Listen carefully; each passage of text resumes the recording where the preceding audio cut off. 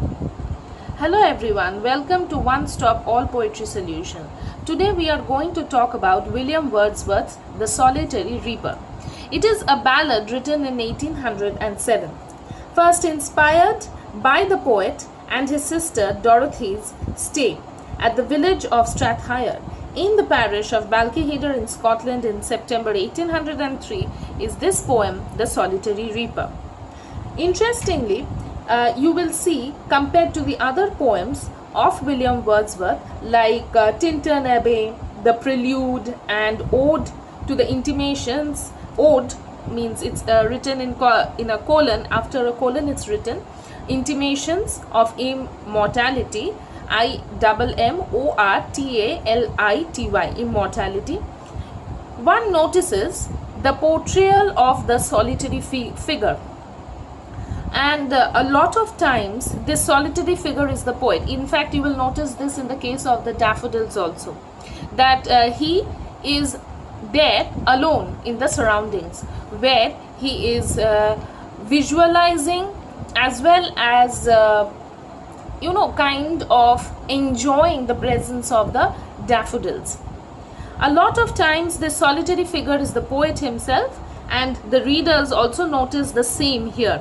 In fact, many of Wordsworth's poems can be described as just a man means a human being, and his thoughts. And this poem, The Solitary Reaper, is no exception. The major theme of The Solitary Reaper is the power of imagination and its connection with emotion and intuition. Before I head straight on to the poem, I would like all of you to note the figures of speech that has been used here. That is, the figures of speech that the poet has used here are nothing very complicated. I'm sure you will understand as I explain them very easily. First is the usage of apostrophe by the word behold.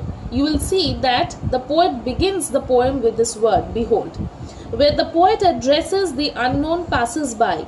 He uses it again in the 7th line, oh listen, telling them how that a valley where the lonely girl was working, her song could be heard, as if he is urging them to listen to her song.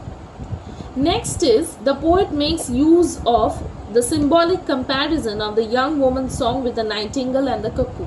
So the song of the nightingale and the cuckoo, when you hear, they become the auditory images. They appeal to your ears, to the hearing sensation. So the melodious nature of the song is highlighted here when the poet is comparing the song with the nightingale and the cuckoo. But it turns out to be hyperbole because it exaggerates the song.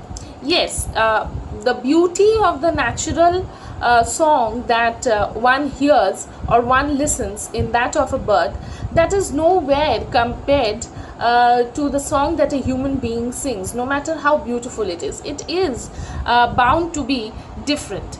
So this kind of an exaggeration, you can call it as a hyperbole too. The poet is just mesmerized by that overflowing sound, and it has a lasting impact on his mind. You will see that towards the end, that is in the final stanza, the poet talks of the never-ending sorrows, just as the never-ending impact of the music remains with him. Next is the rhetorical questions. This is something interesting that the poet uses here. The rhetorical question helps to make the point, any point in fact, clear. For instance, Wordsworth uses, will no one tell me what she sings? These kind of rhetorical questions, the point of asking these is that the answer is already known. You know the answer, what it will be. He knows that there is no one to answer his question. The question of what kind of song the girl is singing. That has been and may be again. So this is the entire line. When we read, you will understand. And another is familiar matter of today. This is also another line that comes in the penultimate stanza. So these are the rhetorical questions he is asking when he is listening to the song and is trying to decipher the meaning, the content, the subject matter of the song. Finally, he uses imagery. It is these imageries in fact are used in literary work that enables the readers to perceive the things that are it is like your whole body, your five senses are involved in it. Okay, so for example, the reaping and singing by herself, you can actually visualize and feel as if you are involved. Okay, next is singing at her work. Most people do that. Sometimes when we are too much engrossed in our work, or even if you want to take a break amidst our work, we just resort to a few lines of our favorite song. This happens if you take it in the everyday terms. Okay, next is more welcome notes to weary bands. These kinds of imageries, weary bands refer to the tired travelers. I'll explain as I move into the poem. It also is kind of a feeling that touches our heart. If not our senses so much, means on a literal level or on a direct level, if it does not touch our senses, appeal to our senses, at least we can understand. A pleasant music, the shade, the presence of a shade, to the weary traveler. When you are tired, like just try to compare it with your real life. When you are tired, when you come back home, sit back and relax and listen to a soft music. Your agitated mind is calmed. You are at peace with yourself. This is something that appeals to us. And in fact, you can visualize these, the tired travelers sitting under a shade, and the song of the reaper is having a soothing effect on their minds. So practically we understand that Wordsworth makes the readers visualize what he has seen and how he felt. He is sharing with us. He is not, in fact, not forcing his impressions upon us. And we are at awe that these impressions are same as we are feeling now. So let's start with the poem. Behold her, single in the field, yon solitary Highland lass, reaping and singing by herself. Stop here, O gently pass. Alone she cuts and binds the grain, and sings a melancholy strain. Oh, listen, for the vale profound is overflowing with the sound.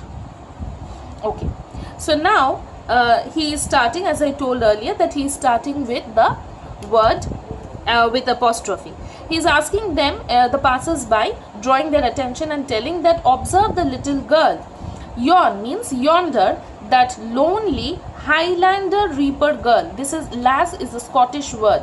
So since this poem was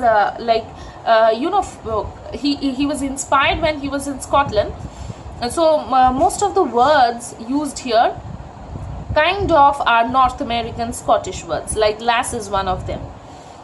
So he is asking the passers-by that look, there is that lonely Highlander reaper girl, look at her, reaping and singing by herself.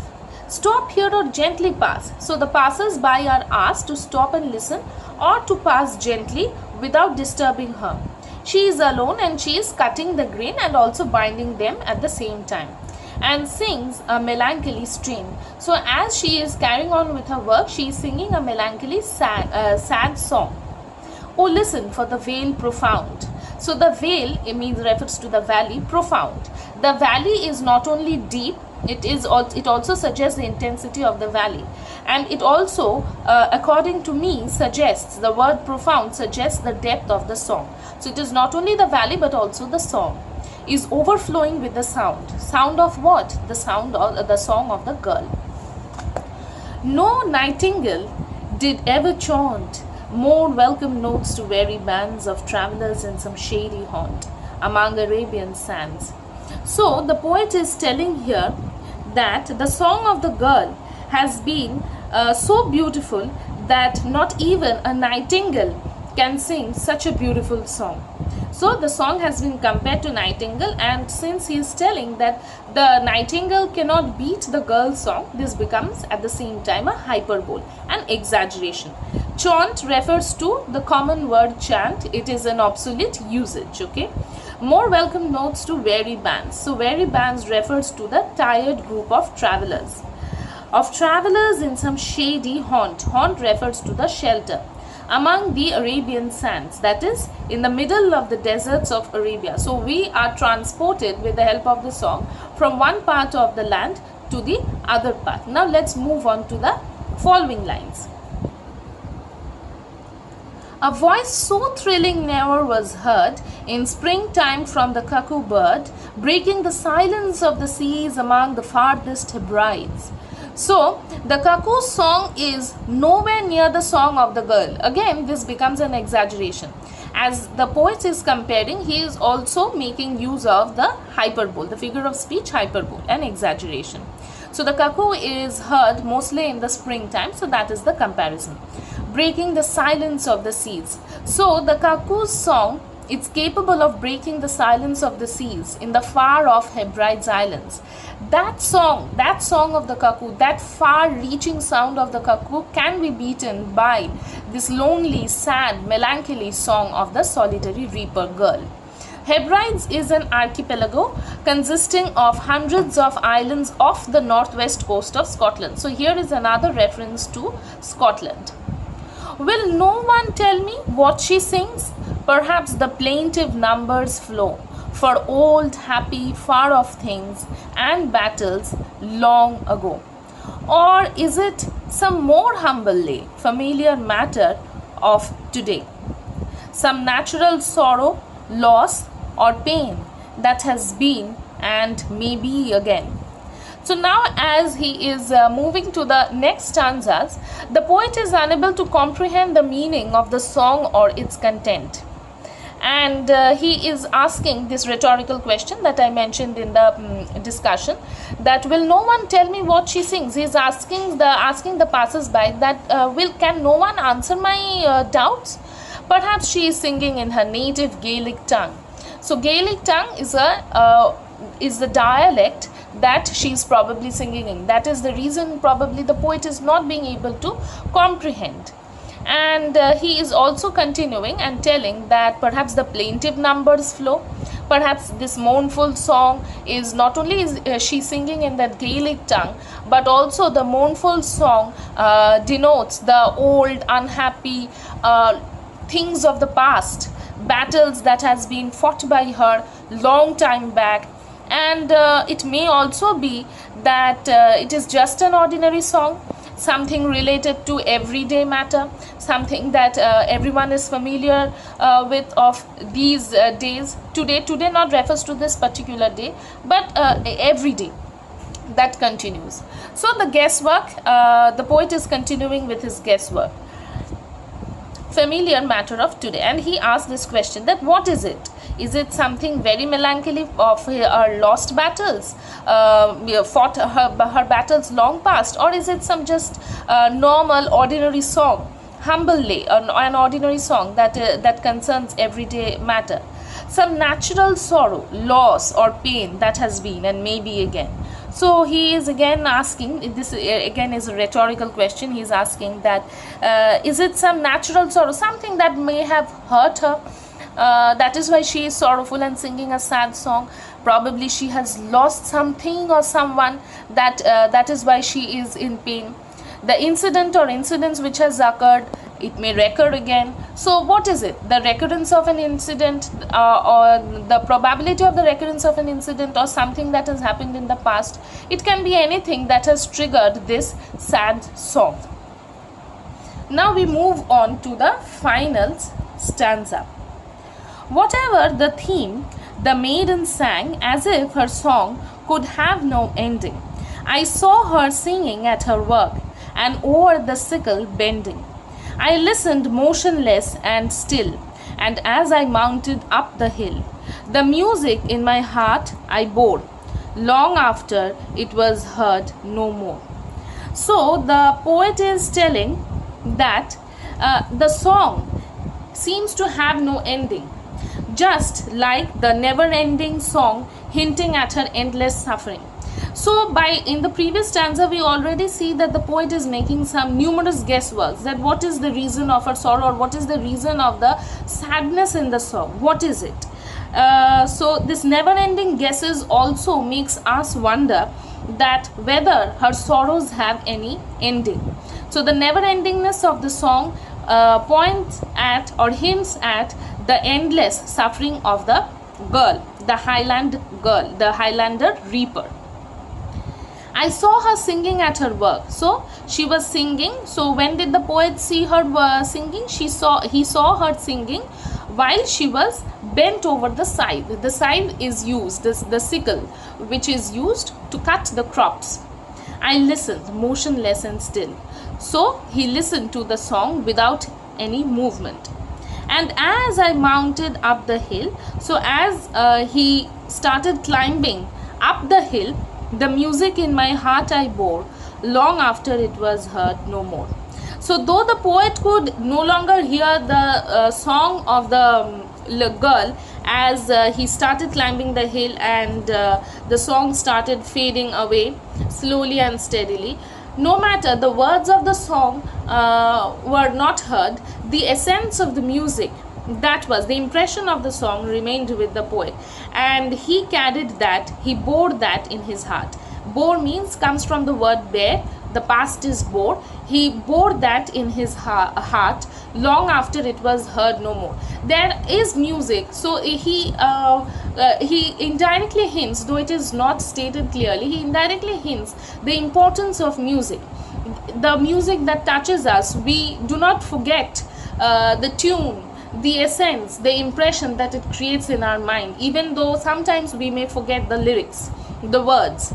So the pleasantness of the music, the pleasant atmosphere that is created, even though it is sad, and sometimes we wonder that the powerful overflow of Wordsworth's feelings that he described while he was talking with reference to poetry rather, and poems, this is very well hinted here. So this powerful overflow of feelings that Wordsworth has poured in his writing of the poem The Solitary Reaper is very well understood and rather illustrated here. So that brings us to the end of the poem. This is a very simple poem. There is nothing much complicated except the fact that it is a little sad. Once you read this poem, you wonder that there is no positive note to it. But yes, there is. The impression of the music that is there in our heart that helps us to traverse different paths, move us from one path to the other, be it in the path of life or to any other place that we are traveling to, literally. The presence of music cannot be ignored. And as Shelley himself had rightly stated, that the sad songs are the ones which, I am not quoting the exact lines, the sad songs are the ones which appeal to us more. So for that reason, we can compare Wordsworth's this bearing of the song in his heart, the essence or the impression of the song in his heart, to these lines, that the sad songs appealed to him so much that he did not forget it even after the words started fading away as he climbed up the hill higher and higher. I hope you will enjoy this poem, and this has been explained. I have rather tried to explain it quite simply. If you have any confusions, do let me know in the comment section, and until then, it's a very good bye, and don't forget to drop a like, share and subscribe to the channel, because we are steadily growing. I hope you will be happy to be a proud member of One Stop All Poetry Solution channel. Thank you for watching. Thank you for your support. Happy learning.